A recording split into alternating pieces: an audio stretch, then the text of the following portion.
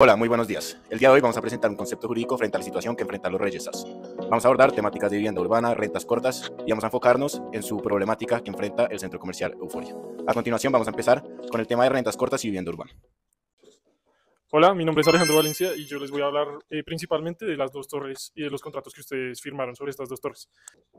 En primera instancia les voy a hablar de la primera torre de apartamentos. Este tipo de contratos se caracterizan por conceder el goce de un inmueble urbano destinado a la vivienda urbana a cambio de un precio. Recordemos que para estas torres de apartamentos ustedes firmaron con los arrendatarios una condición suspensiva. ¿En qué consistía esto? Que ustedes entregaban los apartamentos en plenas condiciones para el mes de junio de 2024, pero se tenía que llegar a esa condición para que se entregaran los apartamentos. Ahora les voy a hablar de los elementos esenciales del contrato de arrendamiento que deben cumplirse para que el contrato sea evidentemente válido. Estos tres elementos son objeto, en este caso un apartamento de 60 metros, el precio, que lo estipularon las partes por un canon de 2.500.000, y el consentimiento, que también se cumple porque ambas partes firmaron el contrato y todo está bajo la reglamentación. En este caso, si bien el contrato es válido, la entrega del inmueble es esencial para su ejecución. Si el inmueble no se encuentra en condiciones adecuadas, podría haber un incumplimiento contractual por parte del arrendador. Esto quiere decir ustedes. También es importante sacar de la ecuación la siguiente pregunta. ¿Se trata de una promesa de arrendamiento? Y la respuesta es no. La promesa de arrendamiento es un negocio totalmente distinto y requiere cumplir los requisitos del artículo 1611 del Código Civil. Ahí tiene que haber una claridad expresa sobre la futura obligación de arrendar. Este es un contrato con una condición suspensiva, contrato que suspende sus efectos hasta que se cumpla una condición. Sobre la pregunta de que si existe o no un precio lesivo o injusto sobre el canon de arrendamiento, tenemos que remitirnos al artículo 18 de la ley 820 de 2003, que dice que no puede exceder el 1% del valor comercial. Si el valor comercial de estos inmuebles excede los 250 millones de pesos, estaría violando el artículo número 18 de la ley. Ahora les voy a hablar de las obligaciones del arrendador a la luz del artículo 1982 del Código Civil. Los Reyes SAS tenía que haber entregado el inmueble en condiciones adecuadas, tenía que haber realizado reparaciones necesarias antes de la entrega y no tenía que inducir al engaño. Dado que algunos arrendatarios se negaron a recibir el inmueble en dichas condiciones, pueden exigir la rescisión del contrato por incumplimiento y exigir una indemnización a la luz del artículo 1546 del Código Civil. Sobre las obligaciones del arrendatario se tiene lo siguiente. Lo primero es que debe pagar el canon de arrendamiento si recibió el inmueble sin ninguna objeción. Y segundo, notificar por escrito estas objeciones en la entrega. Si el arrendador no cumple, los arrendatarios pueden rechazar la entrega del inmueble y también pueden solicitar la terminación del contrato sin penalización, ya que es el arrendador el que incumplió. Entonces, con base en lo anterior, los arrendatarios que sí firmaron el acta tienen que recibir el inmueble y pagar los cánones de arrendamiento, mientras que los que no firmaron el acta pueden rescindir del contrato o decir que hubo un incumplimiento contractual. A continuación les voy a hablar de la Torre 2, que corresponde a todos los arriendos que se hicieron a través de la aplicación Airbnb. Sobre esto tenemos la ley 2068 de 2020 que establece la intermediación y promoción de servicios turísticos. En este caso, este es un contrato de hospedaje y es un contrato de adhesión que se perfecciona con la aceptación de los términos de la plataforma. Oscar, en representación de los Reyes SAS, tenía una serie de obligaciones para las personas que estaban utilizando sus Airbnbs para la Torre 2. Las obligaciones están regidas por la ley que les acabo de mencionar y estas son inscripción en el Registro Nacional de Turismo, información clara y veraz, responsabilidad por publicidad engañosa y atención de peticiones. El hecho de que Oscar haya utilizado la misma imagen para promocionar el resto de los apartamentos significa una violación al Estatuto del Consumidor y tiene repercusiones graves no solo para Oscar, sino para la empresa en general. ¿Qué soluciones le planteamos a los Reyes SAS? Lo primero es que hagan un registro y una regularización. ¿Qué significa esto? Que Oscar se registre en el RNT para poder hacer uso y operar legalmente. Lo segundo es una corrección de la publicidad. Obviamente tiene que poner las fotos que correspondan a cada apartamento. Y el tercero es una negociación con los arrendatarios, en donde se llegue a acuerdos con las personas con las que se incumplieron los contratos de arrendamiento y se llegue a una serie de descuentos o reembolsos parciales. Hola, yo soy Alejandro y en esta ocasión les voy a hablar de los contratos de concesión que han celebrado los Reyes SAS en su centro comercial Euforia. Recordemos que los Reyes SAS celebraron 10 contratos de concesión en el centro comercial Euforia en el segundo piso de este centro comercial. Para entrar un poco en contexto, el contrato de concesión no es un contrato típico, es un contrato atípico, por lo cual así que no esté regido en ningún código. Es por esto que nos basaremos específicamente en la doctrina encontrada en el texto de Durán. Durán menciona que el contrato de concesión es una relación jurídica entre el concedente, el cual es el dueño de estos espacios, en este caso los Reyes SAS, y le cede dicho espacio a un tercero para que haga uso de este para exponer sus productos. Este fue el contrato que fue celebrado. Ahora bien, conocemos que el contrato celebrado por las partes identificó el espacio, el cual tiene un área de 350 metros cuadrados, y la retribución económica que se le da a los Reyes SAS es de un 35% de las ventas. Uno de los elementos esenciales de este contrato es el flujo de clientela que promete dar los Reyes SAS a los concesionarios. Estos prometen que al centro comercial Euforia recibir un alto número de clientela, prometen que va a haber un alto flujo de personas, y es por esto que se pacta este 35% como retribución económica de las ventas, y esto es lo que van a recibir los Reyes SAS. En parte del concedente, conocemos que sus obligaciones está otorgar el espacio, el cual ya mencionamos, son 350 metros cuadrados, y si no hay pacto en contrario, el concesionario no está obligado a asumir las reparaciones o las adecuaciones que se tienen que hacer para este espacio. ¿Qué conocemos? Y es la situación que se enfrentan los Reyes SAS, que hay una cláusula específica, la cual vamos a mostrar a continuación. Como se pudo evidenciar en esta cláusula, en este caso los Reyes SAS no se hacen responsables por las adecuaciones o las mejoras que se tengan en cuenta y no van a reconocer las mejoras que tengan que hacer los dichos concesionarios en este espacio que se le está concediendo. ¿Qué sucede? Que conocemos que hay una situación jurídica con Martín Acevedo, en el cual este alega que tuvo que hacer varias reparaciones y varios arreglos al lugar en el cual se le fue concedido para que su negocio pudiera actuar de forma correcta. En estas conocemos que tuvo que hacer arreglos tanto en los pisos como en los techos, en las tuberías, y tuvo que hacer arreglos de luces para que este espacio fuera más llamativo y pudiera atender más clientela y vender más de su producto. Frente a esta situación, vamos a proponer dos vías jurídicas que puede actuar los Reyes SAS. La primera vía jurídica que le vamos a proponer a los Reyes SAS es mantenerse estrictamente a lo que se ha pactado en el contrato. Como hemos mencionado anteriormente, es un contrato atípico, por lo tanto lo que se pacta en el contrario es supremamente importante y es ley para las partes. ¿Qué sucede? Que la cláusula que mencionamos fue pactada y fue firmada por ambas partes. En esta situación, si nos mantenemos al punto de vista contractual, los Reyes SAS no tendrían que hacerse responsables. Martín firmó esta cláusula y aceptó que al hacer estas mejoras iban por parte de él y no tendrían que responderle. Como sabemos, Martín en este momento quiere abandonar el centro comercial Euforia porque les resultó una mejor situación en otro lugar, pero los Reyes SAS no tendrían que responder por estas y se mantienen atados a lo que se dice en el contrato y no tendrían que responder por las mejoras hechas. Esta situación contractual, pues conocemos que el artículo 1602 del Código Civil nos habla de la autonomía de la voluntad y la autonomía que tienen las partes para fijar este tipo de cláusulas en el contrato. Ahora bien, y acudiendo a nuestra segunda vía de hecho que puede suceder, es que Martín puede acudir a un juez y este juez puede categorizar la cláusula como una cláusula abusiva. En caso de que se categorice la cláusula como una cláusula abusiva, el juez va a ordenar a los Reyes SAS de que sí se hagan responsables de estas mejoras, lo cual diría que la cláusula no es válida. ¿Qué recomendamos en este caso? Que los Reyes SAS se aten únicamente a retribuir aquellas mejoras que fueron necesarias. Conocemos que las mejoras fueron tanto para el físico del inmueble como para las luces, lo que mencionaba Martín. Sin embargo, solo hay una mejora que le recomendamos a los Reyes SAS que podrían acudir, y esta es la mejora de las tuberías.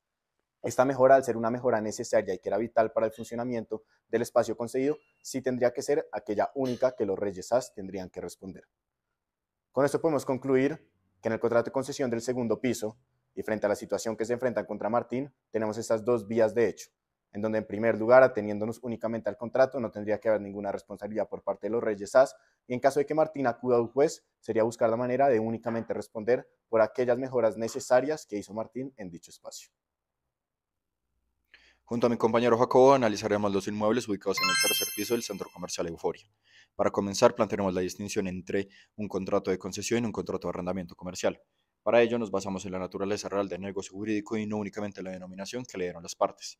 Como menciona la doctrina, la índole de un contrato no depende del nombre que le asignan las partes, pues su naturaleza jurídica nace de la relación jurídica que han pretendido establecer.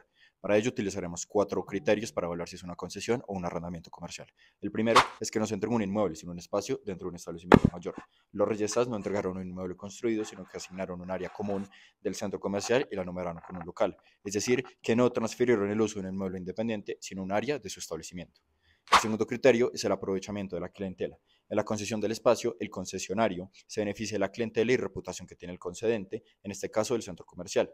El centro comercial tiene un flujo de clientes de 500.000 personas, lo que significa que Norma y Jimena buscan aprovechar esta clientela para desarrollar su concesión.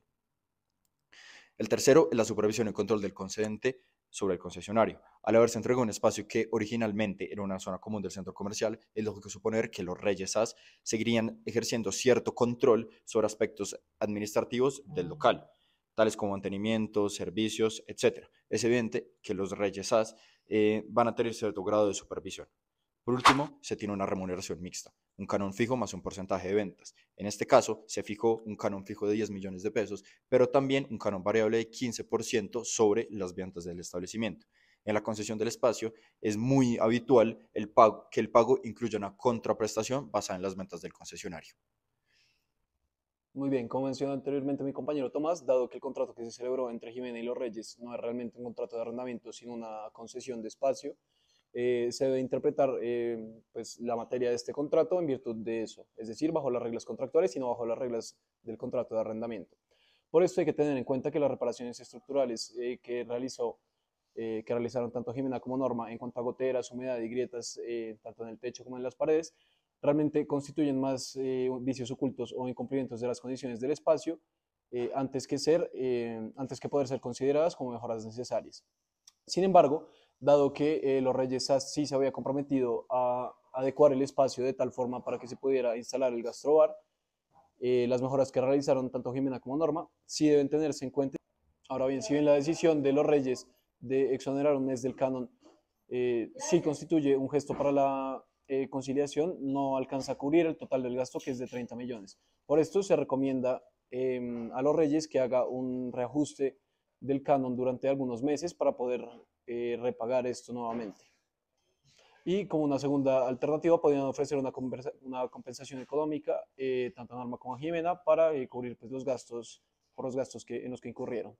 Muy bien, ahora respecto de los 15 locales que los Reyes dieron en arrendamiento, estos también se comprometieron a entregarlos con ciertas adecuaciones para vestuario y con implementos de cocina. Sin embargo, no entregaron todos los locales con las adecuaciones necesarias. Y para evitar que los arrendatarios soliciten la resolución del contrato o la terminación de este, se les recomienda a los Reyes que busquen renegociar los contratos nuevamente, puesto que esta era una obligación que ellos tenían que asumir previo a la entrega de los locales.